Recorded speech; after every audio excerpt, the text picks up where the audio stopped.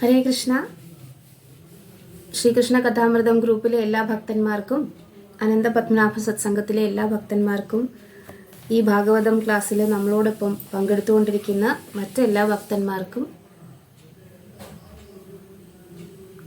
വീണ്ടും ഒരു ഭാഗവതം ക്ലാസ്സിലേക്ക്, നമ്മുടെ സീരിയൽ ഭാഗവതം ക്ലാസ്സിലേക്ക് വളരെ ഹാർദവമായ സ്വാഗതം. നിങ്ങൾക്കറിയാം, നമ്മൾ ഇപ്പോൾ വായിച്ചുകൊണ്ടിരിക്കുന്നത് 4-ാമത്തെ അധ്യായമാണ്, നാരദ മഹർഷിയുടെ അപ്പിയറൻസ്. അപ്പം നമ്മൾ ഏകദേശം 13-ാമത്തെ, കഴിഞ്ഞ തവണ നമ്മൾ പരീക്ഷിത്ത് മഹാരാജാവിൻ്റെ ശരീരത്യാഗത്തെക്കുറിച്ച് ആരാണ് ചോദിക്കുന്നത്? സൂത ഗോസ്വാമിയോട് നൈമിഷാരണ്യത്തിലെ ഋഷിമാർ ചോദിക്കുകയാണ്. പരീക്ഷിത്ത് മഹാരാജാവ് ഒരു വലിയ ചക്രവർത്തിയായിരുന്നു. അദ്ദേഹത്തിന് ഈവൻ ശത്രുക്കൾ പോലും വന്നിട്ട് അദ്ദേഹത്തിൻ്റെ മുന്നിൽ വന്ന് നമസ്കരിക്കുമായിരുന്നു. പാണ്ഡവരുടെ രാജവംശത്തിൻ്റെ കീർത്തി വർദ്ധിപ്പിക്കുന്ന ആളായിരുന്നു. അതും വയസ്സിനൊന്നും ആയിരുന്നില്ല, യൗവനയുക്തനായിരുന്നു, അത്യധികം ബലവാനായിരുന്നു, ഒരുപാട് ഐശ്വര്യങ്ങളുള്ള ആളായിരുന്നു. എങ്കിലും അദ്ദേഹം ഇതെല്ലാം ഉപേക്ഷിച്ച് പ്രായോപവിഷ്ടം ഗംഗായാം, ഗംഗയുടെ തീരത്ത് എന്ത് ചെയ്തിരുന്നു? ഉപവസിച്ചിരുന്നു, മരണം വരെ. അപ്പോൾ അത് പരീക്ഷിത്ത് മഹാരാജാവ് എന്തിനാണ് അങ്ങനെ ചെയ്തത് എന്ന് അവർ ചോദിക്കാൻ എന്താണ് കാരണം? സാധാരണ ജനങ്ങളെ പോലെ അല്ല ഭക്തന്മാർ. സാധാരണ ജനങ്ങൾക്ക് ശരീരം ത്യജിച്ചാലും ഇല്ലെങ്കിലും കുഴപ്പമൊന്നുമില്ല. കാരണം അവരുടെ ജീവിതം എന്ന് പറയുന്നത് ചിലപ്പോൾ അവരുടെ ചുറ്റുപാടുമുള്ള 1-2 അല്ലെങ്കിൽ 10-15 ആൾക്കാരിൽ മാത്രം ഒതുങ്ങുന്നതാണ്. പക്ഷേ ഒരു പരിശുദ്ധ ഭക്തൻ അല്ലെങ്കിൽ ഒരു രാജാവ് സ്വയം ഭഗവാനെ അമ്മയുടെ ഉദരത്തിൽ വെച്ച് കണ്ട് ഭക്തിയോടുകൂടി തൻ്റെ രാജധർമ്മം നിർവഹിച്ചു പോകുന്ന രാജർഷിയായിട്ടുള്ള ഒരു രാജാവ് ശരീരം വെടിഞ്ഞാൽ, ആ രാജാവിൻ്റെ ശരീരം എന്ന് പറയുന്നത് ഒരുപാട് ആൾക്കാരുടെ ആശ്രയസ്ഥാനമാണ് എന്ന് പറഞ്ഞു. എന്താണ് ആ ശ്ലോകം? 12-ാമത്തെ ശ്ലോകം. ശിവായ ലോകസ്യ ഭവായ ഭൂതയേ യ ഉത്തമ ശ്ലോകപരായണ ജന ജീവന്തി ന ആത്മാർത്ഥം. എന്താ നമ്മൾ പറഞ്ഞത്? അവർ ജീവിക്കുന്നത് ന ആത്മാർത്ഥം, അവർക്ക് വേണ്ടിയല്ല ജീവിക്കുന്നത്. അസൗ പരാശ്രയം, അവരുടെ ശരീരം അല്ലെങ്കിൽ അവരുടെ ജീവിതം എന്ന് പറയുന്നത് മറ്റുള്ളവർക്ക് ആശ്രയത്തിന് വേണ്ടിയാണ്. യഥാ രാജ തഥാ പ്രജ എന്ന് നമ്മൾ ചൊല്ലി കേട്ടിട്ടുണ്ടല്ലേ. അപ്പോൾ പരീക്ഷിത്ത് മഹാരാജാവിൻ്റെ ഗുണം എന്താണ്? അദ്ദേഹം ഒരു വളരെ നല്ല ഭക്തനാണ്, പരമഭക്തനാണ്. അതുകൊണ്ട് തന്നെ അദ്ദേഹത്തിൻ്റെ ധർമ്മിഷ്ഠനായിട്ടുള്ള ആ രാജാവിൻ്റെ കീഴിൽ പരിശീലിക്കുന്ന ജനങ്ങളും എങ്ങനെയായിരിക്കും? അതേ തരത്തിൽ ഭക്തന്മാരായി തീരാനുള്ള സാധ്യത വളരെയാണ്. അങ്ങനെ തന്നെ ആയിരുന്നു താനും. അപ്പോൾ എന്നിട്ട് ചോദിക്കുകയാണ്, അങ്ങനെയുള്ള ഒരാളുടെ ശരീരം മുമോച നിർവിദ്യ കുതാ കളേവരം, കുതാ കളേവരം, ആ കളേവരം എന്തിനാണ് അദ്ദേഹം ത്യജിച്ചത് എന്ന് പറയൂ എന്ന്. ഇവിടെ വരെയാണ് നമ്മൾ എന്ത് ചെയ്തത്? നോക്കിയത്. 13-ാമത്തെ ശ്ലോകം എന്ന് പറയുന്നത് ഇത്രയും ചോദിച്ചതിന് ശേഷം, അതായത് വ്യാസദേവനെ കുറിച്ച് ചോദിച്ചു, ഭാഗവതത്തെക്കുറിച്ച് ചോദിച്ചു, പരീക്ഷത്തിനെ കുറിച്ച് ചോദിച്ചു. ഈ ചോദ്യങ്ങൾക്ക് ആരുത്തരം പറയാൻ പോകുന്നു? സൂത ഗോസ്വാമി ഉത്തരം പറയാൻ പോകുന്നു. അപ്പോൾ സൂത ഗോസ്വാമി എന്ത് ചെയ്യുകയാണ്? ഉത്തരം പറയുന്നതിന് മുമ്പേ ഈ സേജസ്, അതായത് നൈമിഷാരണ്യത്തിലെ ഋഷിമാർ, ശൗനക ആദി ഋഷിമാർ വന്നിട്ട് സൂത ഗോസ്വാമിയിലുള്ള തങ്ങളുടെ ആത്മവിശ്വാസം, അതായത് തങ്ങളോട് ഈ കാര്യങ്ങൾ പറയാൻ പോകുന്ന സൂത ഗോസ്വാമി എന്ന് പറയുന്നത് ആ കാര്യങ്ങൾ വളരെയധികം അറിവുള്ളയാളും, ആ കാര്യങ്ങളിൽ വളരെയധികം അറിവുള്ളയാളും അതിന് തക്കതായിട്ട് തങ്ങൾക്ക് വേണ്ടി അത് പറഞ്ഞു തരാൻ വേണ്ടി യോഗ്യതയുമുള്ള ആളാണ് എന്ന് സൂത ഗോസ്വാമിയെ ആദരിച്ചുകൊണ്ട് അവർ പറയുന്നതാണ് ഇനിയുള്ള 3-4 ശ്ലോകങ്ങൾ. അതിനുശേഷം വീണ്ടും ഭാഗവതത്തിൻ്റെ 14-ാമത്തെ ശ്ലോകം മുതൽ ഭാഗവതത്തിൻ്റെ ആ ഒരു ഫ്ലോ കണ്ടിന്യൂ ചെയ്യും. വ്യാസദേവൻ അവതരിക്കുന്നതും, വ്യാസദേവൻ കലിയുഗത്തിലെ ജനങ്ങൾക്ക് വേണ്ടി ചിന്തിക്കുന്നതും, കലിയുഗത്തിൻ്റെ പോരായ്മകളും, പിന്നെ വ്യാസദേവൻ എന്താണ് ഈ കലിയുഗത്തിന് വേണ്ടി ചെയ്തത് എന്നും, എന്നിട്ടും വ്യാസദേവന് എന്താണ് അസംതൃപ്തി ഉണ്ടായത് എന്നും, ആ അസംതൃപ്തിക്ക് ഒരു പ്രതിവിധിയായിട്ട് ആരാണ് അദ്ദേഹത്തിനെ കാണാൻ വന്നതും എന്നാണ് ഈ ബാക്കിയുള്ള 14 മുതൽ 33 വരെയുള്ള ശ്ലോകങ്ങളിൽ നമ്മൾ കാണാൻ പോകുന്നത്. ഒരു ചെറിയ രത്നചുരുക്കമാണ് ഈ ചാപ്റ്ററിൻ്റെ ഓവർവ്യൂ. അപ്പോൾ നമുക്ക് യഥാർത്ഥത്തിൽ ആ ക്ലാസ്സിലേക്ക് കടക്കുന്നതിന് മുമ്പ് ചെറിയൊരു കീർത്തനം ചെയ്യാം. ഭഗവാനെയും ഗുരുവിനെയും പ്രണമിക്കാം. ജയ രാധ മാധവ കുഞ്ച ബിഹാരി ഗോപിജന വല്ലഭ ഗിരിവരധാരി. ജയ രാധ മാധവ കുഞ്ച ബിഹാരി ഗോപിജന വല്ലഭ ഗിരിവരധാരി. യശോദനന്ദന വ്രജ ജനരഞ്ജന യശോദാനന്ദന വ്രജ ജനരഞ്ജന. ജമുനാതീര വനചാരി ജമുനാതീര വനചാരി. ജയ രാധ മാധവ കുഞ്ച ബിഹാരി ഗോപിജന വല്ലഭ ഗിരിവരധാരി. ജയ രാധ മാധവ കുഞ്ച ബിഹാരി ഗോപിജന വല്ലഭ ഗിരിവരധാരി. ഹരേ കൃഷ്ണ കൃഷ്ണ കൃഷ്ണ ഹരേ ഹരേ. ഹരേ രാമ രാമ രാമ ഹരേ ഹരേ. ജയ കൃഷ്ണ ബലരാം ജയ കൃഷ്ണ ബലരാം കൃഷ്ണ ബലരാം ജയ കൃഷ്ണ ബലരാം. ജയ ഗോരനിതായ് ജയ ഗോരനിതായ് ഗോരനിതായ് ജയ ഗോരനിതായ്. ജയ ജയ പ്രഭുപാദ് പ്രഭുപാദ് പ്രഭുപാദ് ജയ ജയ പ്രഭുപാദ്. ജയ ജയ ഗുരുദേവ് ഗുരുദേവ് ഗുരുദേവ് ജയ ജയ ഗുരുദേവ്. ഓം നമോ ഭഗവത്തെ വാസുദേവായ ഓം നമോ ഭഗവത്തെ വാസുദേവായ ഓം നമോ ഭഗവത്തെ വാസുദേവായ. നമ ഓം വിഷ്ണുപാദായ കൃഷ്ണപ്രേഷ്ഠായ ഭൂതലേ ശ്രീമതേ ഭക്തിവേദാന്ത സ്വാമിന്നിധി നാമിനെ. നമസ്തേ സരസ്വതേ ദേവേ ഗൗരവാണി പ്രചാരിണേ നിർവിശേഷ ശൂന്യവാദി പാശ്ചാത്യ ദേശധാരിണേ. जय श्री कृष्ण चैतन्य प्रभु नित्यानंद श्री अद्वैत गदाधरा श्रीवासादि गौर भक्त वृंद. हरे कृष्ण कृष्ण कृष्ण हरे हरे हरे राम राम राम हरे हरे. ഹരേ കൃഷ്ണ. അപ്പോൾ നമുക്ക് പരീക്ഷിത മഹാരാജാവിൻ്റെ ആ കളയവരത്തെക്കുറിച്ച് സൂത ഗോസ്വാമിയോട് ശൗനകാദി ഋഷിമാർ ചോദിച്ചതിൽ നിന്ന് മുന്നോട്ട് പോകാം. ഒന്നാമത്തെ ക്യാൻഡോ 4-ാമത്തെ അധ്യായം 13-ാമത്തെ ശ്ലോകം.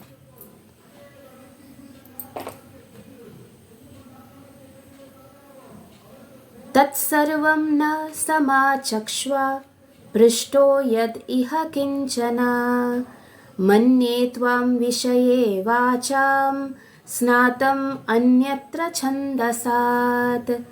തത്സർവം ന സമാചക്ഷ്വ പൃഷ്ടോ യദ് ഇഹ കിഞ്ചന മന്യേ ത്വാം വിഷയേ വാചാം സ്നാതം അന്യത്ര ഛന്ദസാത്.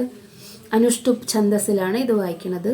തത്സർവം ന സമാചക്ഷ്വ പൃഷ്ടോ യദ് ഇഹ കിഞ്ചന മന്യേ ത്വാം വിഷയേ വാചാം സ്നാതം അന്യത്ര ഛന്ദസാത്.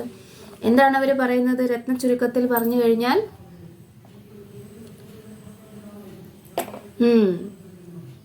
ചില വേദഭാഗങ്ങൾ ഒഴികെ സർവ വിഷയങ്ങളുടെയും പൊരുളിൽ താങ്കൾ വിദഗ്ധനാണെന്ന് ഞങ്ങൾക്കറിവുള്ളതാണ്. ആകയാൽ ഞങ്ങൾ ഇപ്പോൾ ആരാഞ്ഞ സകല ചോദ്യങ്ങൾക്കുമുള്ള ഉത്തരങ്ങൾ സുവ്യക്തമായി വിശദീകരിക്കാൻ താങ്കളാൽ സാധ്യമാണ്.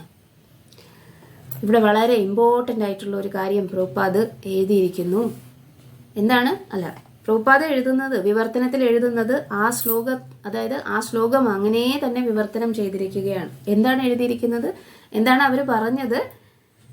തത് സർവം ന സമാചക്ഷ്വ ഭ്രഷ്ടോ യത് ഇഹ കിഞ്ചന മന്യേ ത്വാം വിഷയേ വാചാം സ്ത്വാം അന്യത്ര ഛന്ദസാത്. എന്താണ്? ചില വേദഭാഗങ്ങൾ ഒഴികെ സർവ വിഷയങ്ങളുടെയും പൊരുളിൽ താങ്കൾ വിദഗ്ധനാണ് എന്ന്. അപ്പോൾ നിങ്ങൾക്ക് വിചാരിക്കും, ആധ്യാത്മിക ഗുരുവിന് എല്ലാ കാര്യങ്ങളും ഉണ്ടാകേണ്ടതല്ലേ? അങ്ങനെയാണോ നമ്മൾ വിചാരിച്ചിരിക്കുന്നത്? ഇതേ ചോദ്യം ഒരു ആധ്യാത്മിക ഗുരുവിനോട് ഒരു ശിഷ്യൻ ചോദിച്ചു. ആ ചോദിക്കുമ്പോൾ ഗുരു പറയുന്നത് എന്താണ് ഉത്തരം? ആധ്യാത്മിക ഗുരു, നമ്മൾ പലപ്പോഴും എത്തിസ്റ്റുകൾ, അതായത് എന്താണ്, അവിശ്വാസികൾ, നിരീശ്വരവാദികൾ വന്നിട്ട് കളിയാക്കാറുണ്ട്. ആരെ? പരിശുദ്ധ ഭക്തന്മാരെ. എന്താണ് കളിയാക്കുന്നത്? ഇവർക്ക് എല്ലാ കാര്യങ്ങളും അറിയില്ല എന്നുള്ളത്. കൃഷ്ണൻ അർജുനനോട് ഭഗവത്ഗീത പറഞ്ഞപ്പോൾ ഇതിനകത്ത് നിനക്ക് ആവശ്യമുള്ളതെല്ലാം ഉണ്ട്, ഇതിലും കൂടുതൽ നിനക്ക് വേറെ ആവശ്യമില്ല, എല്ലാം ഇതിനകത്ത് പറഞ്ഞിട്ടുണ്ട് എന്ന് പറഞ്ഞു. അതിൻ്റെ അർത്ഥം എന്താണ്? പരിശുദ്ധ ഭക്തിയിലേക്ക് ഉയരാനുള്ള എല്ലാ ജ്ഞാനവും ഒരു ശിഷ്യന് കൊടുക്കാൻ ആധ്യാത്മിക ഗുരുനാഥൻ തയ്യാറാണ്. പരിശുദ്ധ ഭക്തിയിലേക്ക് ഉയരാനുള്ള എല്ലാ ജ്ഞാനവും. അതിന് ആവശ്യമില്ലാത്ത, അതായത് അങ്ങനെ ഒരു കാര്യത്തിലേക്ക് അല്ലെങ്കിൽ പരിശുദ്ധ ഭക്തിയിലേക്ക് ഒരു ശിഷ്യനെ, തൻ്റെ ശിഷ്യനെ ഉയർത്താൻ അല്ലെങ്കിൽ അങ്ങനത്തെ ഒരു വിഷയത്തിൽ അദ്ദേഹത്തിന് ജ്ഞാനം ഉണ്ടാകണമെന്ന് നിർബന്ധമില്ല. 700 ശ്ലോകങ്ങളും ഭഗവത്ഗീതയുടെ, 18,000 ശ്ലോകങ്ങൾ ഭാഗവതത്തിൻ്റെ, ഇതെല്ലാം കാണാതെ പഠിച്ച് അതേപോലെ പുറത്ത് വിടാൻ വേണ്ടിയിട്ട് കഴിവുള്ള ആളല്ല ആധ്യാത്മിക ഗുരു എന്ന് പറയുന്നത്. എന്താണ് ആധ്യാത്മിക ഗുരു ചെയ്യുന്നത്? സ്വന്തം ശിഷ്യനെ ഭഗവാന്റെ സന്നിധിയിലേക്ക് തിരിച്ചു കൊണ്ടുവരാൻ എന്താണോ വേണ്ടത്, ആ ശിഷ്യന്റെ ആധ്യാത്മിക പുരോഗതിക്ക് എന്താണോ വേണ്ടത്, ആ കാര്യങ്ങളിൽ ആധ്യാത്മിക ഗുരു വളരെ വിശാരദനായിരിക്കും. അതിൻ്റെ ആവശ്യമേ ഉള്ളൂ. ക്രിക്കറ്റ് അറിയണമെന്ന് നിർബന്ധമില്ല ഗുരുവിന്, ഫുട്ബോൾ അറിയണമെന്ന് നിർബന്ധമൊന്നുമില്ല. കാരണം ഭൗതികമായിട്ടുള്ള ഈ കാര്യങ്ങളൊന്നും, ബിസിനസ് അറിയണമെന്ന് നിർബന്ധമൊന്നുമില്ല, സ്റ്റോക്ക് മാർക്കറ്റിംഗ് അറിയണമെന്ന് നിർബന്ധമില്ല, ഡോക്ടർമാർ പറയുന്ന എല്ലാ കാര്യങ്ങളും അറിയണമെന്ന് നിർബന്ധമില്ല. ഇതെല്ലാം എന്താണ്? ഭൗതിക ലോകത്തിൽ ആവശ്യമുള്ള കാര്യങ്ങളാണ്.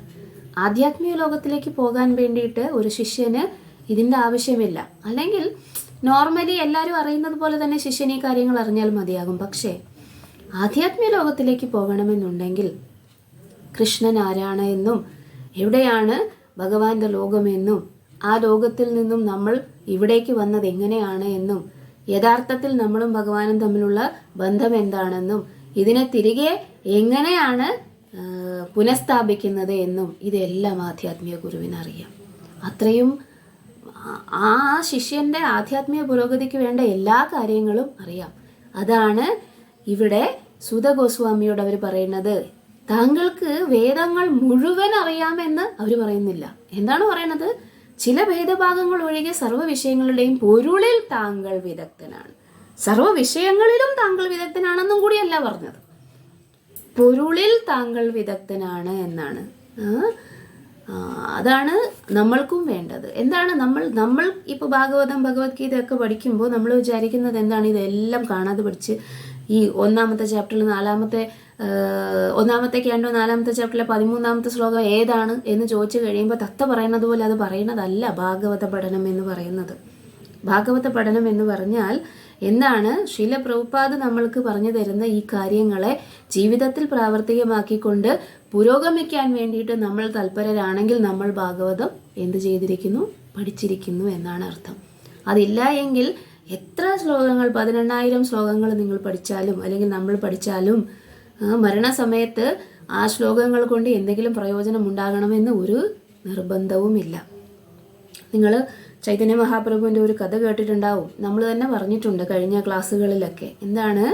ഒരു ബ്രാഹ്മണൻ ഉണ്ടായിരുന്നു.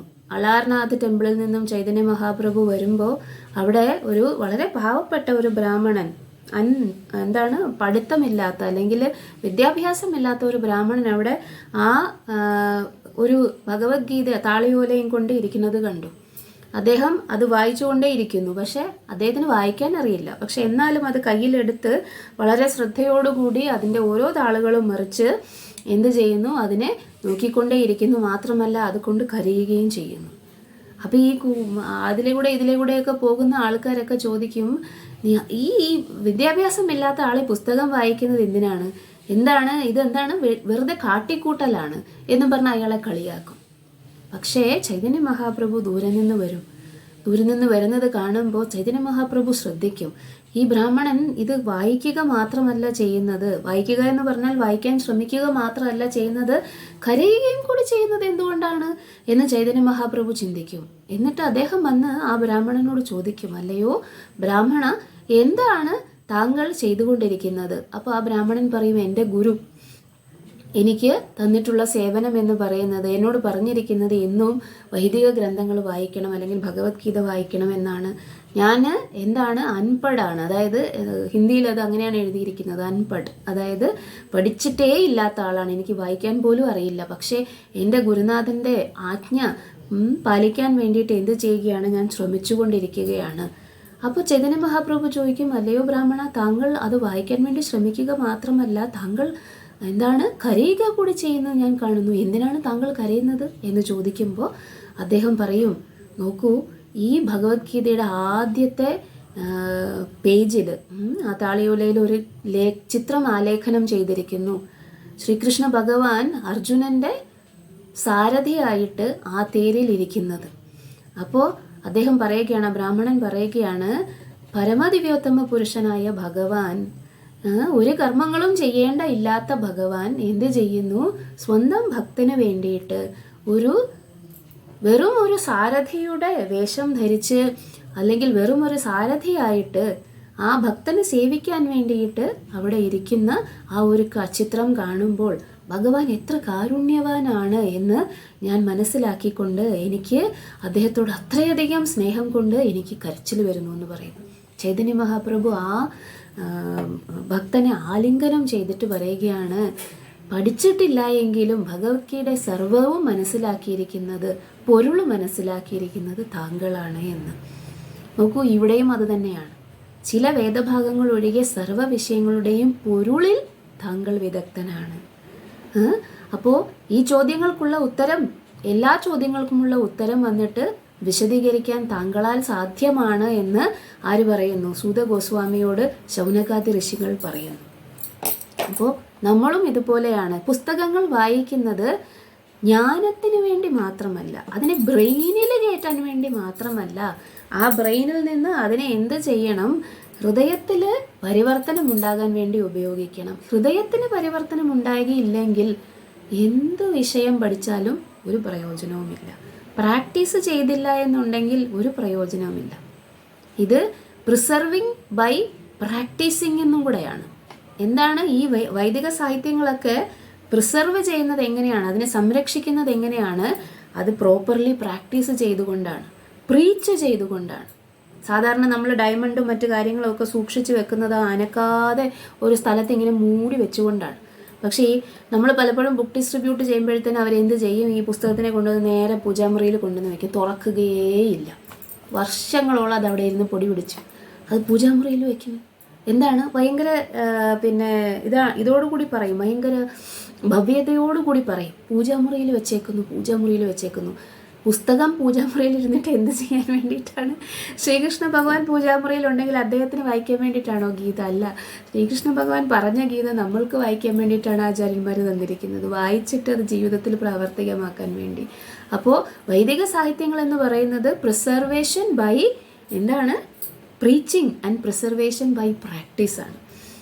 ഇങ്ങനെയാണ് നമ്മൾ വൈദിക സാഹിത്യങ്ങളെ മനസ്സിലാക്കേണ്ടത്. അല്ലാതെ ശ്ലോകങ്ങൾ കാണാതെ പഠിക്കാൻ പറ്റുന്നത് കൊണ്ടോ അതിനെ അപ്പടി വന്നിട്ട് പുറത്തു വിടാൻ പറ്റുന്നത് കൊണ്ടോ ഒന്നും വൈദിക സാഹിത്യങ്ങളുടെ എന്തുണ്ടാവുകയില്ല, പഠനം ശരിയാവുകയില്ല. ഓക്കെ, അപ്പോൾ നമുക്ക് അടുത്ത ശ്ലോകത്തിലേക്ക് കടക്കാം. ഇതാണ് ഇതിൽ നിന്ന് നമുക്ക് കിട്ടുന്ന മെസ്സേജ്. സൂത ഗോസ്വാമിയോട് പറയുകയാണ്. അപ്പോൾ സൂത ഗോസ്വാമി ശൗനക ഋഷിമാരെ എത്ര ചോദ്യങ്ങൾ ചോദിച്ചു? 3 സെറ്റ് ഓഫ് ക്വസ്റ്റ്യൻസ് ചോദിച്ചു. ഒന്നെന്താണ്? ശ്രീമദ് ഭാഗവതത്തെക്കുറിച്ച് 14 മുതൽ 3 മുതലുള്ള മൂന്നാമത്തെ ചോദ്യമായിരുന്നു അത്. എന്താണ്? എവിടെ വെച്ച്, എങ്ങനെ, എപ്പോൾ, ആരുടെ ഇൻസ്പിറേഷൻ അല്ലെങ്കിൽ പ്രചോദനത്താൽ വ്യാസദേവൻ ശ്രീമദ് ഭാഗവതം എഴുതി? അത് ഭാഗവതത്തെക്കുറിച്ചുള്ള ചോദ്യം. രണ്ടാമത്തെ ചോദ്യം പരീക്ഷിത് മഹാരാജാവിനെ കുറിച്ച്, അദ്ദേഹത്തിൻ്റെ ജനനം, അദ്ദേഹത്തിൻ്റെ കർമ്മം, അദ്ദേഹത്തിൻ്റെ ശരീരത്യാഗം, ഇതിനെക്കുറിച്ച്. അത് 9 മുതൽ 11 വരെയുള്ള ശ്ലോകങ്ങളിൽ നമ്മൾ കണ്ടു. ഇനി 3 ശുകദേവ ഗോസ്വാമിയെക്കുറിച്ച്. അതായത് പരീക്ഷിത് മഹാരാജാവ് ശ്രോതാവ്, ശുകദേവ ഗോസ്വാമി ആഖ്യാതാവ്. ആഖ്യാതാവിനെ കുറിച്ച് എന്താണ് ചോദിച്ചത്? അദ്ദേഹം ഹസ്തിനപുരത്തിൽ എങ്ങനെ ചെന്നു, പരീക്ഷിത് മഹാരാജാവിനെ എങ്ങനെ കണ്ടു? ഇതാണ് 3 ക്വസ്റ്റ്യൻസ്. ആരിപ്പോൾ ചോദിച്ചിരിക്കുന്നത്? ശൗനക ഋഷിമാര് സൂത ഗോസ്വാമിയോട് ചോദിച്ചിരിക്കുന്നത്. അപ്പോൾ സൂത ഗോസ്വാമി എന്ത് ചെയ്യാൻ പോവുകയാണ്? അതിന് ആൻസർ പറയാൻ പോവുകയാണ്. അപ്പോൾ നമുക്ക് നോക്കാം.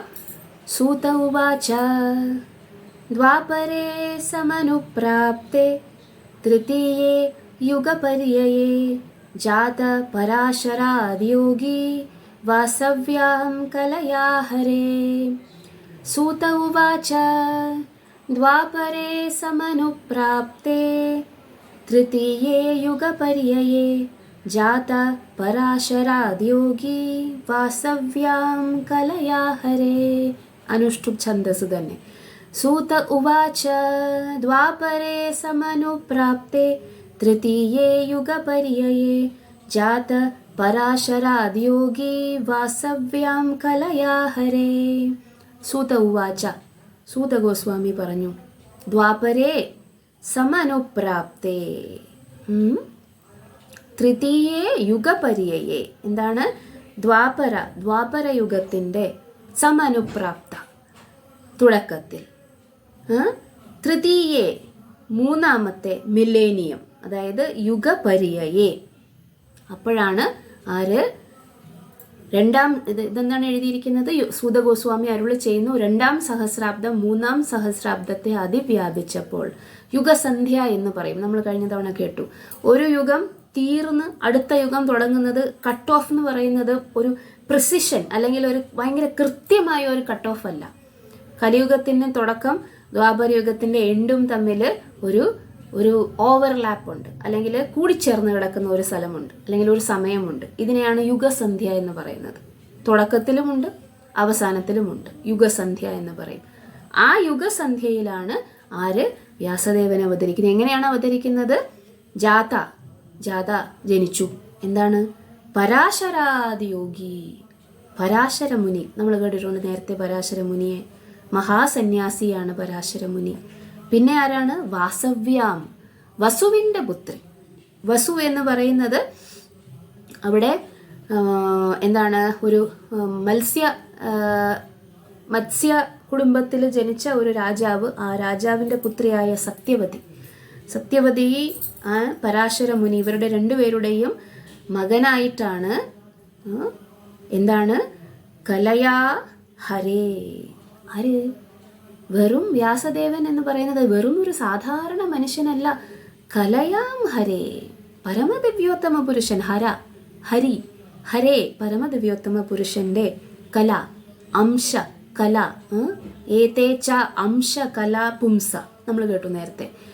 പരമദിവ്യോത്തമ പുരുഷന്റെ അതിൻ്റെയും അംശം, അതാണ് കല എന്ന് പറയുന്നത്. അപ്പോൾ എന്താണ്?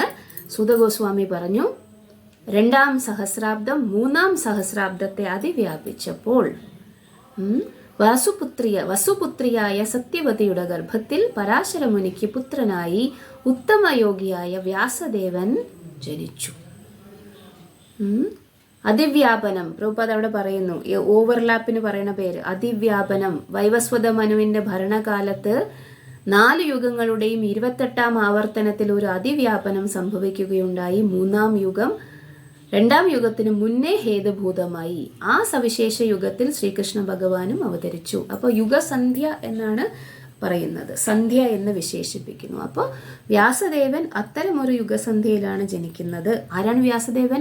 സാധാരണ ആളല്ല, കലയാ ഹരേ, പരമദിവ്യോത്തമ പുരുഷന്റെ അംശത്തിന്റെ അംശമാണ് വ്യാസദേവൻ എന്ന് പറയുന്നത്. ഇനി എന്താണ് വ്യാസദേവൻ ചെയ്തത്? അതിനുശേഷം വ്യാസദേവന്റെ ജനനത്തെക്കുറിച്ച് നമ്മൾ നേരത്തെ പറഞ്ഞിരുന്നു. എങ്ങനെയാണ് പരാശര മുനി സത്യവതി മാതാവിനെ കണ്ടുമുട്ടിയത് എന്നും എങ്ങനെയാണ് വ്യാസദേവൻ ജനിക്കുന്നത് എന്നും വ്യാസദേവൻ ഉടനെ തന്നെ വന്നിട്ട് എന്ത് ചെയ്യുന്നു, ഒരു ദ്വീപിൽ വന്നിട്ട് തൻ്റെ തപശ്ചര്യകൾ ആരംഭിക്കുന്നുവെന്നും കൃഷ്ണദ്വൈപായന വ്യാസൻ എന്ന് അദ്ദേഹം അറിയപ്പെടുന്നുവെന്നും എന്താണ് കൃഷ്ണദ്വൈപായന വ്യാസൻ അത് മാത്രമല്ല ശുകദേവ ഗോസ്വാമിയെ ബാദരായണി, അതന്നെ ബാദരായണി എന്ന പേരിൽ അറിയപ്പെടും. ബദരവൃക്ഷത്തിന്റെ ഫലം മാത്രം കഴിച്ചുകൊണ്ടാണ് വ്യാസദേവൻ ആ ഒരു ദ്വീപിൽ കൃഷ്ണദ്വൈപായന ആ ദ്വീപിൽ വന്നിട്ട് കഴിയുന്നത്. അത്രയധികം എന്താണ് ഈ ഓസ്റ്ററിറ്റി അല്ലെങ്കിൽ തപശ്ചര്യകൾ എടുത്തുകൊണ്ടാണ് വ്യാസദേവൻ എന്ത് ചെയ്യുന്നത്, ഭഗവാനെ ആരാധിക്കുന്നതും അടുത്ത യുഗത്തിലേക്കുള്ള ജനങ്ങളെക്കുറിച്ച് ചിന്തിക്കുന്നതും. വ്യാസദേവൻ ഒരു സാധാരണ മനുഷ്യനാണെങ്കിൽ, ഈ എത്തിസ്റ്റുകളൊക്കെ പറയുന്നത് പോലെ ഒരു സാധാരണ മനുഷ്യനാണെങ്കിൽ എന്തിന് ഇത്രയധികം കഷ്ടപ്പാട് അനുഭവിക്കണം? വെറുതെ ഒരിടത്ത് അടങ്ങിയിരുന്ന് അദ്ദേഹം ചുമ്മാ വെറുതെ ഇരുന്ന് അദ്ദേഹം ഇന്ദ്രിയ സുഖ അനുഭവം ഒന്നും ചെയ്യുകയായിരുന്നില്ല. അദ്ദേഹം ബദരവൃക്ഷത്തിന്റെ ഫലം മാത്രം ഭക്ഷിച്ചുകൊണ്ട് അവിടെ എന്തിനാണ് ചെയ്യുന്നത്? ഒരു തപശ്ചര്യ അനുഷ്ഠിക്കുന്നത് എന്തിനാണ്? ഇനിയുള്ള കാലത്ത് വരുന്ന ജനങ്ങളുടെ പ്രത്യേകത അദ്ദേഹത്തിന് മനസ്സിലായതുകൊണ്ട്. അതെങ്ങനെ മനസ്സിലായി? അദ്ദേഹം സാധാരണ വ്യക്തി ആയിരുന്നില്ല, ഭഗവാന്റെ അംശ കല, അതായത് കലയാ ഹരയായിരുന്നത് കൊണ്ട്. ഓക്കെ, നമുക്ക് അടുത്ത ശ്ലോകത്തിലേക്ക് കടക്കാം. 15ാമത്തെ ശ്ലോകം. സ കദാചിത് സരസ്വത്യാ ഉപസ്പൃശ്യ ജലം ശുചിഃ വിവിക്ത ഏക ആസീന ഉദിതേ രവിമണ്ഡലേ. സ കദാചിത് സരസ്വത്യാ ഉപസ്പൃശ്യ ജലം ശുചിഃ വിവിക്ത ഏക ആസീന ഉദിതേ രവിമണ്ഡലേ. सा कदाचित् सरस्वत्या उपस्पृश्य जलं शुचिः विविक्त एक आसीन ഉദിതേ രവിമണ്ഡലേ. എന്താണ് അദ്ദേഹം?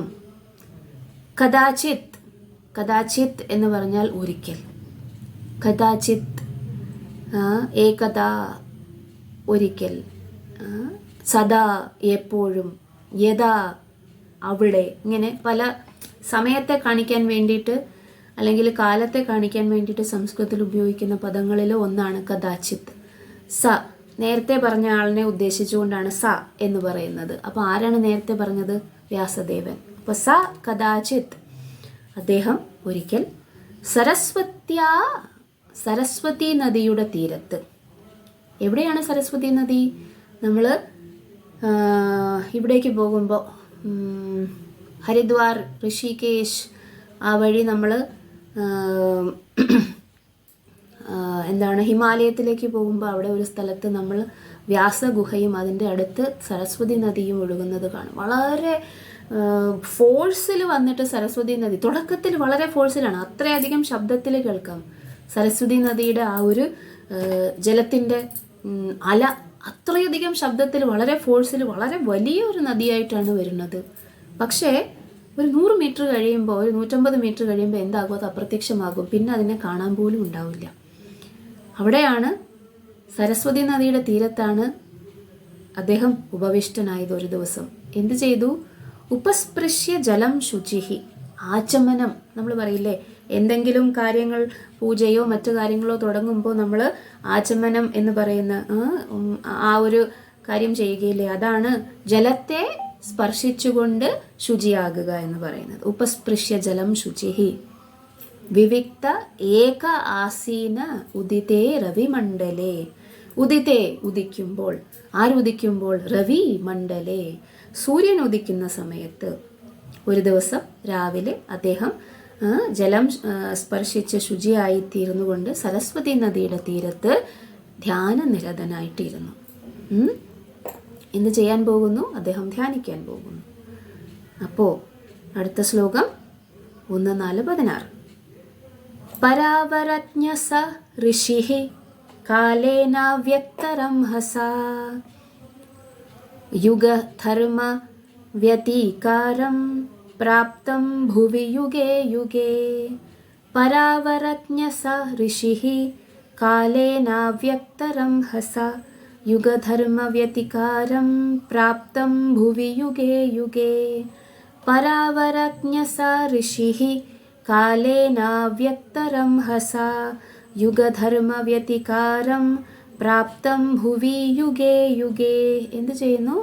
അദ്ദേഹം പരാവരജ്ഞനാണ്.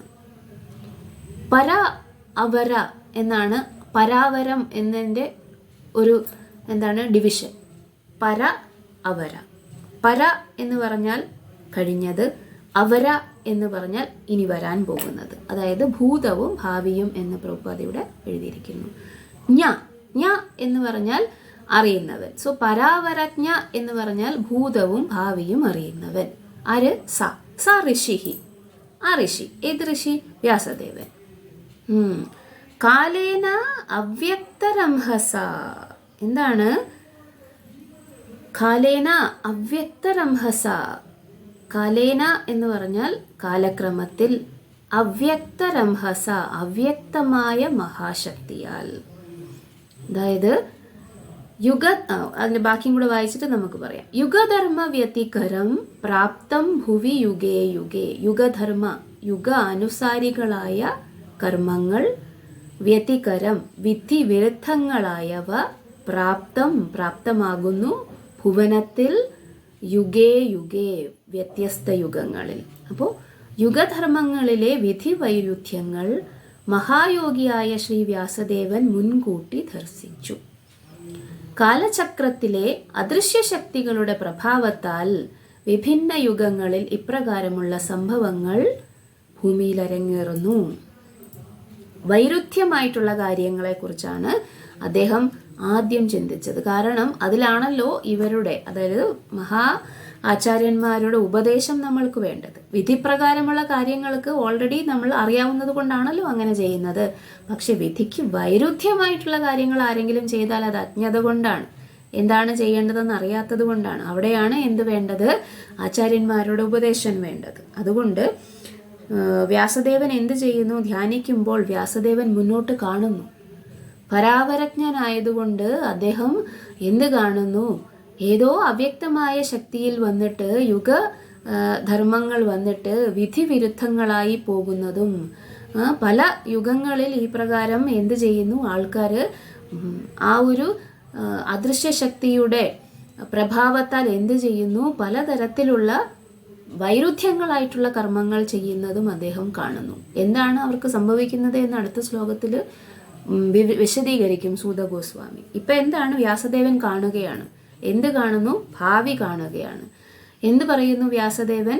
വ്യാസദേവൻ കാണുന്നത് ഈ യുഗത്തിലെ ജനങ്ങൾ വന്നിട്ട് വിധിവിരുദ്ധങ്ങളായിട്ടുള്ള കാര്യങ്ങൾ ചെയ്യാൻ വേണ്ടി തൽപരരാകുന്ന ആൾക്കാരാണ്. ശ്രീല പ്രഭുപാദ് ഇവിടെ പറയുന്നു, ഇവര് മുക്താത്മാക്കളായതിനാൽ ഭൂതവും ഭാവിയും മുൻകൂട്ടി ദർശിക്കാൻ വന്നിട്ട് കഴിയുന്നു. സോ അപ്പം കലിയുഗത്തിലെ വിധിവൈരുദ്ധ്യങ്ങൾ അദ്ദേഹം ഉടനെ തന്നെ ദർശിക്കുകയും ചെയ്തു. ആകയാൽ യഥോചിതമായി അജ്ഞതാപൂർണമായ കലിയുഗത്തിൽ സാമാന്യ ജനങ്ങൾക്ക് ക്ഷേമപൂർവമായ ജീവിത നിർവഹണത്തിന് സാധ്യമാകും വിധം ഒരുക്കങ്ങൾ മുൻകൂട്ടി തയ്യാറാക്കി. കണ്ടിട്ട് ഒന്നും ചെയ്യാതെ വെറുതെ ഇരിക്കുവല്ല ചെയ്യുന്നത്. അയ്യോ കഷ്ടമായി പോയല്ലോ, ഇവരിനി ഇങ്ങനെയാണല്ലോ ചെയ്യാൻ പോകുന്നത് എന്ന് പറഞ്ഞിട്ട് മിണ്ടാതെ ഇരിക്കാം വ്യാസദേവൻ, അല്ലേ? പക്ഷെ വ്യാസദേവൻ അങ്ങനെ മിണ്ടാതെ ഇരിക്കില്ല. ആരാണ് വ്യാസദേവൻ? പരദുഃഖ ദുഃഖി. നമ്മളൊക്കെ പരദുഃഖ സുഖി, അല്ലേ? ആരെങ്കിലും എന്തെങ്കിലും തരത്തിലുള്ള ബുദ്ധിമുട്ട് അനുഭവിക്കുമ്പോൾ, പ്രത്യേകിച്ചും നമ്മൾക്ക് എന്തെങ്കിലും തരത്തിൽ ഈർഷ്യയുള്ള ആൾക്കാരാണെങ്കിൽ അങ്ങനെ തന്നെ വേണം എന്നൊക്കെ നമ്മൾ പറയും, അല്ലെങ്കിൽ ചിന്തിക്കും. പക്ഷെ വ്യാസദേവൻ എന്താണ്, കലിയുഗത്തിലെ ജനങ്ങൾ പ്രായേണ അല്പായുഷ എന്താണ് സഭ്യ കലൗ അസ്മിൻ യുഗേ ജന മന്ദ സുമന്ദ മഠയ മന്ദഭാഗ്യാഹി ഉപദ്രുത, ഇതൊക്കെ നേരത്തെ സുധ ഗോസ്വാമിയോട് ശൗനകാദി ഋഷിമാർ പറയുകയും ചെയ്തു. ഇങ്ങനെയൊക്കെയാണ് കലിയുഗത്തിലെ ജനങ്ങളുടെ സ്വഭാവം എന്ന്. അപ്പോൾ വ്യാസദേവൻ ഇതേപോലെ തന്നെയാണ് കണ്ടത്. വ്യാസദേവൻ പക്ഷേ അത് കണ്ടിട്ട് മിണ്ടാതെ ഇരുന്നില്ല. വ്യാസദേവൻ അവരെന്തെങ്കിലും ചെയ്യട്ടെ എന്ന് വിചാരിച്ചിട്ട് വെറുതെ ഇരിക്കുന്നവരല്ല മഹർഷിമാർ. മഹർഷിമാർ വന്നിട്ട് സ്വന്തം കാര്യങ്ങൾ, അതായത് ഇന്ദ്രിയങ്ങളെ വന്നിട്ട് അടക്കി സ്വന്തം കാര്യങ്ങളെ ഉപേക്ഷിച്ചാലും ഇനി ഒരു വ്യക്തി അല്ലെങ്കിൽ ഭഗവാന്റെ ഇനി ഒരു പാർട്ട് ആൻഡ് പാഴ്സലായിട്ടുള്ള ഒരു വ്യക്തി എന്തെങ്കിലും തരത്തിലുള്ള ദുഃഖം അനുഭവിക്കുന്ന കണ്ടു കഴിഞ്ഞിട്ടുണ്ടെങ്കിൽ, അല്ലെങ്കിൽ ധർമ്മത്തിന് വിരുദ്ധമായിട്ട് പ്രവർത്തിച്ചുകൊണ്ട് പാപം വാങ്ങിച്ചു കൂട്ടാൻ വേണ്ടിയിട്ട് ഒരുങ്ങുന്നത് കണ്ടുകൊണ്ട് വെറുതെ ഇരിക്കുകയില്ല. അത് നാരദ മഹർഷിയാണെങ്കിലും വ്യാസദേവനാണെങ്കിലും ആരാണെങ്കിലും അവർക്ക് വേണ്ടുന്ന ഉപദേശങ്ങൾ അപ്പോൾ തരും. ചിലപ്പോൾ നമ്മൾക്ക് ആ സമയത്ത് ഇപ്പം നമ്മൾക്കും ഇതേപോലെ സംഭവിക്കാം അല്ലേ. നമ്മൾ തെറ്റ് ചെയ്യാൻ പോകുമ്പോൾ ആരെങ്കിലും വന്നിട്ട് അയ്യോ അങ്ങനെ ചെയ്യരുത് തെറ്റാണെന്ന് പറയുമ്പം എൻ്റെ കാര്യത്തിൽ ഇടപെടാൻ നിങ്ങൾക്ക് എന്താണ് ആവശ്യം എന്നൊക്കെ നമ്മൾ ചോദിക്കും. പക്ഷേ യഥാർത്ഥത്തിലുള്ള അഭ്യുദയകാംക്ഷ ആയതുകൊണ്ടാണ് ആ തെറ്റിൽ നിന്ന് നമ്മളെ പിന്തിരിപ്പിക്കാൻ വേണ്ടി ആര് ശ്രമിക്കുന്നത്, ആ ആചാര്യന്മാരെ ശ്രമിക്കുന്നത്. ഇതേ പ്രകാരം പ്രഭുപാദം നമ്മളോട് ഈ തരത്തിൽ വളരെ ബുദ്ധിമുട്ടാണ് അല്ലേ, 4 റെഗുലേറ്ററി പ്രിൻസിപ്പിൾസ് ഓഫ് ഫ്രീഡം എന്നൊക്കെ പ്രഭുപാദ എഴുതും. എന്താണ്? No meat eating, no illicit sex, no gambling, no intoxication. ഇതൊക്കെ ഇല്ലാതെ എങ്ങനെ ജീവിക്കാനാണ് എന്ന് ആൾക്കാർ ചോദിക്കും. അദ്ദേഹം ആദ്യം ചെന്ന് അവിടെ അമേരിക്കയിൽ ചെന്ന് ഈ കാര്യങ്ങളൊക്കെ പറഞ്ഞപ്പോഴും ആൾക്കാർ അസംഭവ്യം, ഇങ്ങനെയുള്ള കാര്യം ഇതൊന്നും ഇല്ലാതെ എങ്ങനെ, അത് അവരുടെ നോർമൽസി, അതായത് സാധാരണ കാര്യമാണത്. പക്ഷെ പ്രഭുപാദ് അതുകൊണ്ട് എന്ത് ചെയ്തില്ല, തളർന്നില്ല, അല്ലെങ്കിൽ അദ്ദേഹം പിന്തിരിഞ്ഞില്ല. അദ്ദേഹം ഇതിൻ്റെ യഥാർത്ഥത്തിലുള്ള അവസ്ഥയിൽ എന്ത് സന്തോഷം കിട്ടുമെന്ന് അവരെ പഠിപ്പിച്ചപ്പോൾ അതില്ലാണ്ട് അവർക്ക് ജീവിക്കാനും പറ്റി. അപ്പോൾ അതേപോലെ മുക്താത്മാക്കളും മഹായോഗികളും ഒക്കെ എന്ത് ചെയ്യുന്നു, നമ്മളുടെ നല്ലതിന് വേണ്ടിയിട്ട് പറയുന്ന കാര്യങ്ങൾ, നമ്മളുടെ സീനിയർ ഡിവോട്ടീസ്, നമ്മളുടെ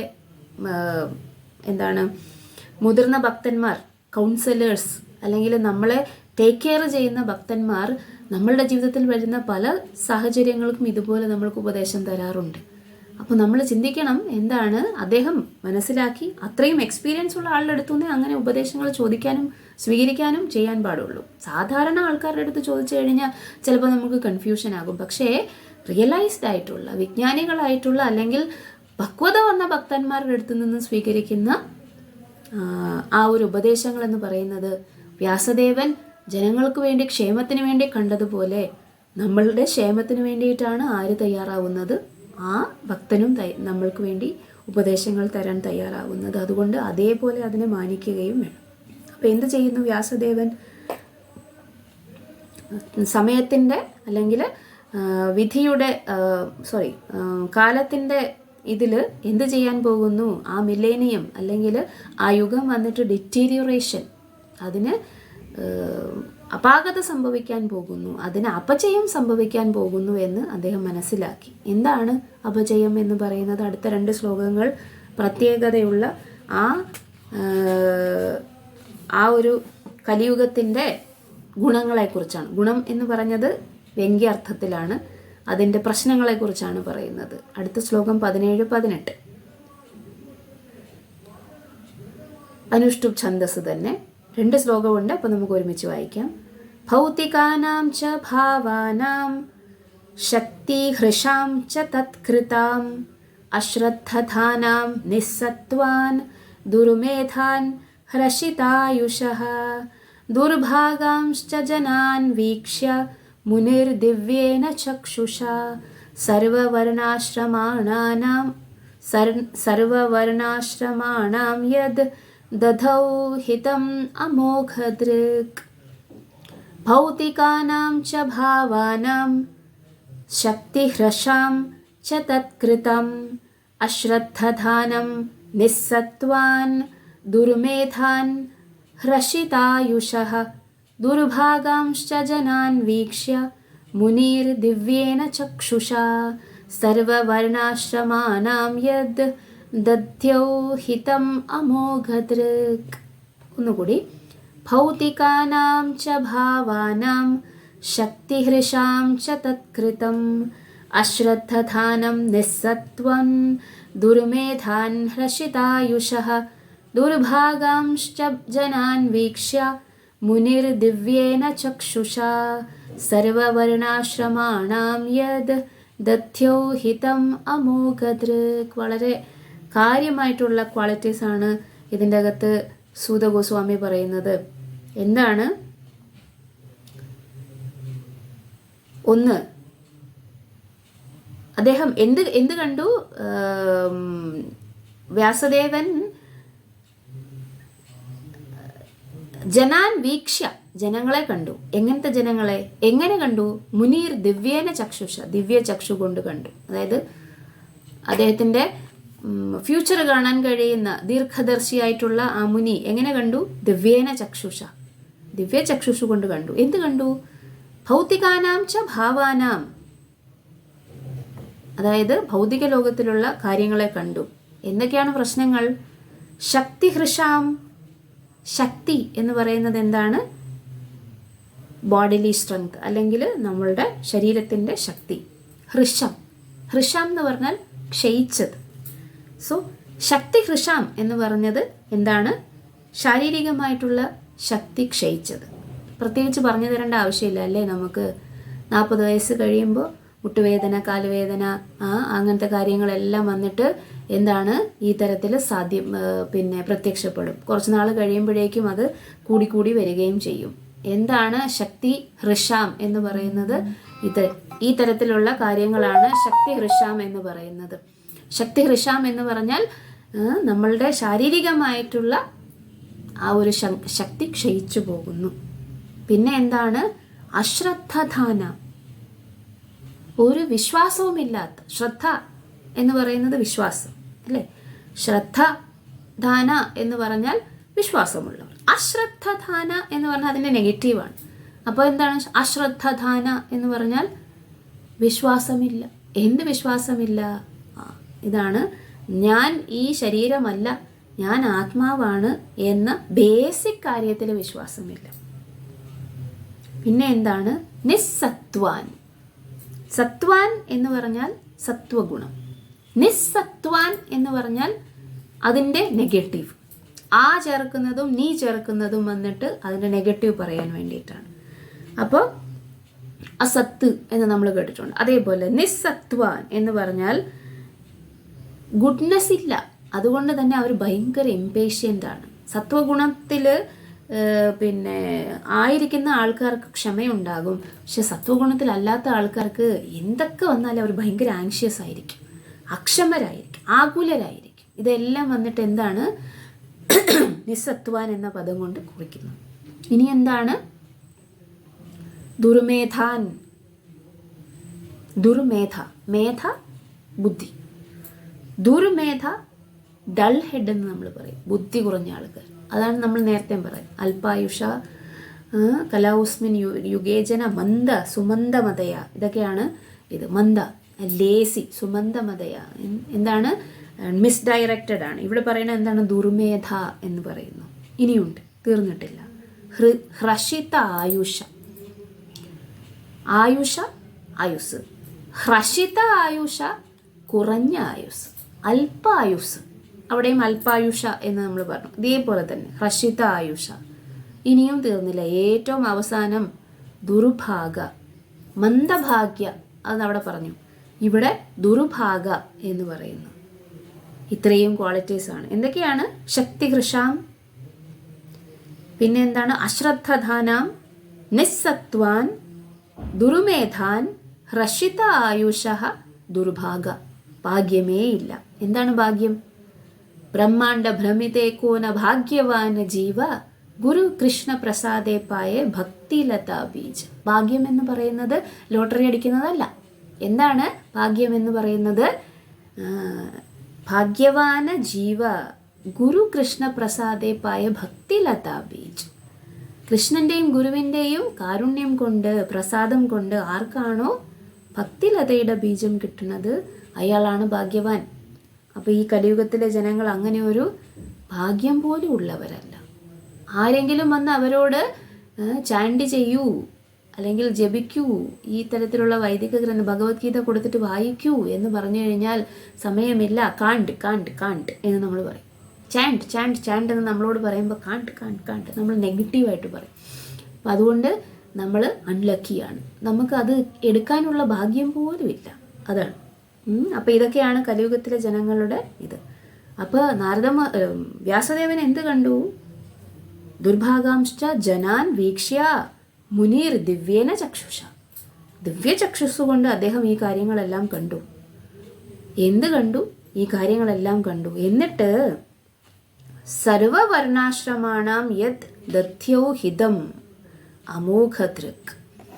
അദ്ദേഹം അമോഘദൃക്കാണ്. അതായത് അമോഘദൃക് എന്നതിൻ്റെ അർത്ഥം ഇവിടെ എഴുതിയിരിക്കുന്നത് പ്രഭുപാദ് എന്താണ്? വിജ്ഞാനത്തിൽ പൂർണ്ണ സജ്ജീകൃതമായ ഒരുവൻ. അതെ, വിജ്ഞാനി എന്ന പേരിലാണ് അമോഘദൃക് എന്ന് പറയുന്നത്. ഒരു തെറ്റും കണ്ടുപിടിക്കാത്ത ആൾ. അതായത് പൂർണ്ണ വിജ്ഞാനമുള്ള ഒരാൾക്ക് മാത്രമേ മറ്റുള്ളവരിൽ തെറ്റ് കണ്ടുപിടിക്കാതിരിക്കാൻ സാധിക്കുകയുള്ളൂ. നമ്മൾ തെറ്റ് കണ്ടുപിടിക്കുന്നത് എന്തുകൊണ്ടാണ്? നമ്മൾക്ക് അറിവില്ലായ്മ കൊണ്ടാണ്. അതുകൊണ്ട് അമോഘദൃക് എന്ന് പറഞ്ഞാൽ ഇവിടെ പ്രഭുപാദ എഴുതിയിരിക്കുന്നത് വിജ്ഞാനത്തിൽ പൂർണ്ണ സജ്ജീകൃതമായ ആളാണ്. അദ്ദേഹം അമോഘദൃക് ആയതുകൊണ്ട് ഇത്തരത്തിലുള്ള ആൾക്കാർ ഇങ്ങനെ തന്നെ കടന്നു പോകട്ടെ എന്ന് അദ്ദേഹം വിചാരിച്ചില്ല. എന്ത് വിചാരിച്ചു? അദ്ദേഹം എല്ലാവരുടെയും ക്ഷേമത്തിനായി ചില കാര്യങ്ങൾ ചെയ്തു. സർവവർണാശ്രമാണാനാം യഥവും. സർവവർണാശ്രമാണം ചില ആൾക്കാർക്ക് വേണ്ടി മാത്രമല്ല. അവരെല്ലാം ഗുഡ്നെസ്സിലുള്ളവരാണ്, അല്ലെങ്കിൽ സത്വഗുണത്തിലുള്ളവരാണ്.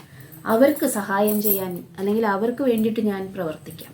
മറ്റുള്ളവരൊക്കെ അല്ലേലും താഴേക്കിടയിലുള്ള ആൾക്കാരാണ്. അവർക്ക് ആരാണ് അവരെ കൺസിഡർ ചെയ്യുന്നത്? അതുകൊണ്ട് ഞാനും അവരെ കൺസിഡർ ചെയ്യുന്നില്ല. അങ്ങനെയല്ല. ഇവിടെ പണ്ഡിത സമദർശിന എന്നുള്ള ശ്ലോകം നമ്മൾ ഓർക്കണം. ശുനി ചൈവ സ്വപാകേ ച പണ്ഡിത വിദ്യാവിനയ സമ്പന്നേ ബ്രാഹ്മണേ ഗവിഹസ്തിനി ശുനി ചൈവ സ്വപാകേ ച പണ്ഡിത സമദർശിന. പണ്ഡിതന്മാർ സമദർശികളാണ്. ഒരു ആനയുടെ ശരീരം, ഒരു മനുഷ്യൻ്റെ ശരീരം, ചണ്ടാളൻ്റെ ശരീരം, ബ്രാഹ്മണൻ്റെ ശരീരം, ഒരു നായുടെ ശരീരം, ഇതെല്ലാം വന്നിട്ട് ഡിഫറെൻ്റ് ആയിട്ടുള്ള ഭൗതികമായിട്ടുള്ള കണ്ടീഷൻസ് ആണ് എന്ന് അദ്ദേഹത്തിന് അറിയാം. പക്ഷേ അതിനകത്തെല്ലാം സ്പാർക്ക് ഓഫ് സ്പിരിച്വൽ ആ ഭഗവാന്റെ അംശമായിട്ടുള്ള സ്പിരിച്വൽ സ്പാർക്ക് എല്ലായിടത്തും ഒരുപോലെയാണെന്ന് അദ്ദേഹത്തിന് അറിയാം. ഒരു കടുവേനെ കണ്ടിട്ട് അതിൻ്റെ അകത്തുള്ള സ്പാർക്കും കണ്ട് അതിൻ്റെ വായിൽ ചാടിക്കൊടുക്കുന്നതല്ല പണ്ഡിതൻ എന്ന് പറയുന്നത്. പണ്ഡിതൻ കടുവേനെ കാണും, പക്ഷെ സാമൂഹികമായിട്ടുള്ള സാഹചര്യത്തിൽ കടുവ എന്ത് ചെയ്യും എന്ന് അദ്ദേഹത്തിന് അറിയാം. അതുകൊണ്ട് കടുവയുടെ അടുത്ത് അകലം പ്രാപിക്കും. ഒരു മനുഷ്യനെ കാണും, അദ്ദേഹത്തിൻ്റെ അടുത്ത് എങ്ങനെയാണോ പെരുമാറേണ്ടത് അങ്ങനെ പെരുമാറും. സാമൂഹികമായിട്ടുള്ള ചുറ്റുപാടുകളിൽ എങ്ങനെയാണ് എല്ലാവരെയും ഒരുപോലെ കാണുന്നു എന്ന് പറഞ്ഞു കഴിഞ്ഞിട്ടുണ്ടെങ്കിൽ എല്ലാവരുടെ അടുത്ത് ഒരുപോലെ പെരുമാറണമെന്ന് നിർബന്ധമില്ല. നോക്കൂ, മധ്യമ അധികാരി എന്ന് പറയുന്ന ഭക്തനെ കുറിച്ച് പറയുന്നുണ്ട്. പ്രേമ മൈത്രി കൃപ ഉപേക്ഷ യത് കരോതി സമധ്യമ. 4 തരത്തിലുള്ള ആൾക്കാരുടെ അടുത്ത് 4 തരത്തിലാണ് അദ്ദേഹം പെരുമാറുന്നത്. എന്തിനാണ് 4 തരത്തിൽ പെരുമാറുന്നത്? എല്ലാവരുടെ അടുത്തും ഒരുപോലെ പെരുമാറിയാൽ പോരെ, ജ്ഞാനിയല്ലേ എന്ന് ചോദിക്കാം. അപ്പോൾ അദ്ദേഹം പറയുന്നു പ്രേമ മൈത്രി കൃപ ഉപേക്ഷ. ഭഗവാന്റെ ഭക്തന്മാരോട് പ്രേമം, മൈത്രി. പിന്നെ ഇഗ്നോറൻ്റ് ആയിട്ടുള്ള ആൾക്കാരോട് ഭഗവാനോട് പ്രേമം, ഭഗവാന്റെ ഭക്തന്മാരോട് മൈത്രി, ഇഗ്നോറൻ്റ് ആയിട്ടുള്ള ആൾക്കാരോട്, അജ്ഞരായിട്ടുള്ള ആൾക്കാരോട് കാരുണ്യം, കൃപ. പക്ഷേ അവിശ്വാസികളായിട്ടുള്ള, അല്ലെങ്കിൽ എന്ത് ചെയ്താലും അത് അക്സെപ്റ്റ് ചെയ്യുകയില്ല എന്ന് പറഞ്ഞ് നിർബന്ധം പിടിച്ചിരിക്കുന്ന ആൾക്കാരുടെ അടുത്ത് ഉപേക്ഷ. പ്രേമ മൈത്രി കൃപ ഉപേക്ഷ യത് കരോതി സമധ്യമ. അങ്ങനെയാണെങ്കിലേ പ്രീച്ച് ചെയ്യാൻ പറ്റുകയുള്ളൂ എന്ന് പറയുന്നു. ഉത്തമാധികാരി എല്ലാം ഒരുപോലെ കാണും. എന്നേക്കാൾ ഉയർന്ന തരത്തിലുള്ള ഭക്തന്മാരാണ് മറ്റെല്ലാവരും എന്ന് കാണും. പക്ഷെ അങ്ങനെ ഇരുന്ന് കഴിഞ്ഞിട്ടുണ്ടെങ്കിൽ അദ്ദേഹം വന്നിട്ട് പ്രീച്ച് ചെയ്യാൻ പറ്റില്ല ഭഗവാനെ കുറിച്ച്. കാരണം എന്നെപ്പോലെ തന്നെയാണ് എല്ലാവരും എങ്കിൽ എന്തിനാണ് പ്രീച്ച് ചെയ്യുന്നത്? അതുകൊണ്ട് തന്നെ പ്രീച്ചിങ്ങിന് വേണ്ടിയിട്ട് ഭക്തൻ ഉത്തമ അധികാരി ലെവലിൽ നിന്നും മധ്യമ അധികാരി ലെവലിലേക്ക് വരും. 4 തരത്തിലുള്ള ഡിഫറൻസിയേഷൻ പോസിബിളാണ്. ആരാണ് കൃഷ്ണൻ? കൃഷ്ണനോട് പ്രേമ മൈത്രി, ഭഗവാന്റെ ഭക്തന്മാരോട് മൈത്രി, കൃപ, അജ്ഞരായിട്ടുള്ള ആൾക്കാരോട് കൃപ, ഉപേക്ഷ. എന്താണ് ഉപേക്ഷ? അവരോട് വീണ്ടും വീണ്ടും ഭഗവാനെ കുറിച്ച് പറഞ്ഞുകൊണ്ടിരുന്ന് കഴിഞ്ഞിട്ടുണ്ടെങ്കിൽ വീണ്ടും വീണ്ടും അവർ കളിയാക്കുക, അവർ തന്നെ ഒഫൻഡഡ് ആവുകയും ചെയ്യും. അതുകൊണ്ട് അതിൻ്റെ ആ ഒരു സാഹചര്യത്തിൽ എത്ര പറഞ്ഞാലും മനസ്സിലാവുകയില്ല എന്ന് നമുക്ക് മനസ്സിലായാൽ അവിടെ വിട്ടിട്ട് പോവുക എന്നുള്ളതാണ്. കാരണം അതിനവർക്ക് എന്താണ് മന്ദഭാഗ്യ, അല്ലെങ്കിൽ ഭാഗ്യമില്ലാത്ത ആൾക്കാരാണ്. നമ്മൾ എത്ര പറഞ്ഞാലും അത് അക്സെപ്റ്റ് ചെയ്യില്ല എന്ന്. നമുക്ക് അവരോട് ഒരു തരത്തിലുമുള്ള എന്തുണ്ടാവില്ല, ഗ്രഡ്ജും ഉണ്ടാവില്ല. എങ്ങനെയെങ്കിലും പോവട്ടെ എന്നല്ല വിചാരിക്കുന്നത്. കാരണം വലിയ പ്രയോജനമില്ല പറഞ്ഞിട്ട്. അതേപോലെ തന്നെ ആ സമയം കൊണ്ട് നമ്മളുടെ സമയം അവരിൽ ചിലവാക്കി കളയുന്നതിന് പകരം അതേപോലെ ഇൻട്രസ്റ്റഡ് ആയിട്ടുള്ള ആൾക്കാർക്ക് കൊടുത്തു കഴിഞ്ഞാൽ എന്തുണ്ടാവും, അവരിൽ കൃഷ്ണാവബോധം ഉദിക്കും. ഇദ്ദേഹത്തിന് അതിൽ താല്പര്യമില്ല, എത്ര പറഞ്ഞാലും മനസ്സിലാവുകയില്ല എന്ന് പറയും. പക്ഷെ ഒരിക്കൽ 2 പ്രാവശ്യം 3 പ്രാവശ്യം പറഞ്ഞിട്ടും ഈ പ്രകാരം ഒഫെൻസീവ് അപരാധം ചെയ്തുകൊണ്ട് പറഞ്ഞുകൊണ്ടിരിക്കുകയാണെങ്കിൽ പിന്നെ അങ്ങോട്ട് പോകാതെ ഇരിക്കുന്നതാണ് നല്ലത്. അതായത് അവരെ ഉപദേശിക്കാൻ പോകാതെ ഇരിക്കുന്നതാണ് നല്ലത്. അപ്പം ഇവിടെ വ്യാസദേവൻ എന്ത് ചെയ്തു, അതിലും ഉത്തമാധികാരിയായിട്ട് കണ്ടു. എന്താണ്, എല്ലാ ഉത്തമാധികാരിയല്ല, മധ്യമാധികാരി, എല്ലാ ആൾക്കാരിലും ഉണ്ടായ എല്ലാം സർവവർണാശ്രമമാണ്. സർവവർണാശ്രമം എന്ന് പറഞ്ഞാൽ ബ്രാഹ്മണനാണെന്നോ ക്ഷത്രിയനാണെന്നോ വൈശ്യനാണെന്നോ ശൂദ്രനാണെന്നോ ബ്രഹ്മചാരിയാണെന്നോ ഗാർഹസ്ഥിയാണോ വാനപ്രസ്ഥിയാണോ സന്യാസിയാണെന്നോ ഇതൊന്നും അദ്ദേഹം ചിന്തിച്ചില്ല. എല്ലാവർക്കും വേണ്ടിയിട്ടാണ് അദ്ദേഹം എന്ത് ചെയ്തിരിക്കുന്നത്, ഈ ഒരു നല്ല കാര്യം ചെയ്യാൻ പോകുന്നത്. എന്ത് കാര്യമാണ് അദ്ദേഹം ചെയ്തത്? അടുത്ത ശ്ലോകത്തിൽ പറയുന്നു, 19ാമത്തെ ശ്ലോകം. ചാതുർഹോത്രം കർമ്മശുദ്ധം പ്രജാനാം വീക്ഷ്യ വൈദികം വ്യദധാത് യജ്ഞസന്തത്यै വേദം ഏകം ചതുർവിധം. ചാതുർഹോത്രം കർമ്മശുദ്ധം പ്രജാനാം വീക്ഷ്യ വൈദികം വ്യദധാത് യജ്ഞസന്തത്यै വേദം ഏകം ചതുർവിധം. ഒന്നുകൂടി വായിക്കാം. ചാതുർഹോത്രം കർമ്മശുദ്ധം പ്രജാനാം വീക്ഷ്യ വൈദികം വ്യദധാത് യജ്ഞസന്തത്यै വേദം ഏകം ചതുർവിധം. എന്താണ് ചെയ്തത് അദ്ദേഹം? ചാതുർഹോത്രം വേദങ്ങളിൽ പ്രഖ്യാപിച്ചിട്ടുള്ള ചാതുർഹോത്രങ്ങൾ, അഗ്നിഹോത്രം അല്ലെങ്കിൽ എന്താണ്, അങ്ങനെ 4 തരത്തിലുള്ള സാക്രിഫൈസസ് പറഞ്ഞിട്ടുണ്ട്. അത് ആ തരത്തിലുള്ള സാക്രിഫൈസസ് എന്തിനാണ് ചെയ്യുന്നത്? നമ്മളുടെ കർമ്മത്തെ ശുദ്ധീകരിക്കാൻ വേണ്ടിയിട്ടാണ് ചെയ്യുന്നത്. അപ്പോൾ ഇതിനെയും കണ്ട് അതിനുള്ള ഇൻസ്ട്രക്ഷൻസും എല്ലാം എഴുതി വച്ചിട്ട്, അതുമാത്രമല്ല വേദങ്ങളെ 4ആയിട്ട് വേർതിരിച്ചു. വേദം ഏകം ചതുർവിധം, ഏകവേദത്തെ ചതുർവിധം 4ആയിട്ട് ഡിവൈഡ് ചെയ്തു. എന്താണ് വ്യാസദേവൻ എന്ന പദത്തിൻ്റെ അർത്ഥം? വ്യസ്യതേ ഇതി വ്യാസഃ, അതായത് ഡിവൈഡ് ചെയ്യുന്നവൻ എന്നാണ് വ്യാസൻ എന്ന പദത്തിൻ്റെ അർത്ഥം. സോ അദ്ദേഹത്തിൻ്റെ പേര് അന്വർത്ഥമാക്കിക്കൊണ്ട് എന്താണ് അദ്ദേഹം ചെയ്തിരിക്കുന്നത്?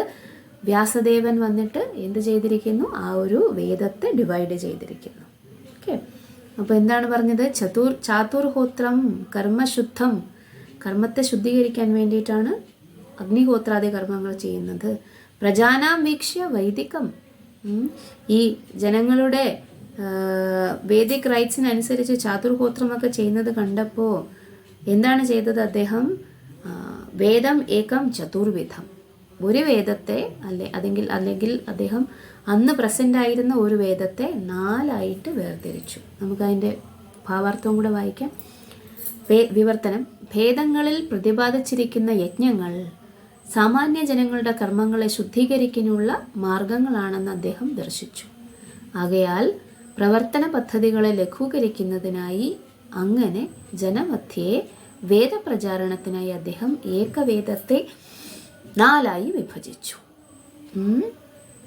യജുർവേദം എന്ന പേരിൽ ഏകവേദം മാത്രമേ ഉണ്ടായിരുന്നുള്ളൂ എന്ന് ആദ്യം പറയുന്നു. അതിനുശേഷം ഋക് സാമ യജുർ വേദങ്ങൾ, അഥർവം എന്ന് പറയുന്ന 4 വേദങ്ങളെ വന്നിട്ട് അദ്ദേഹം വിഭജിച്ചു എന്നാണ്.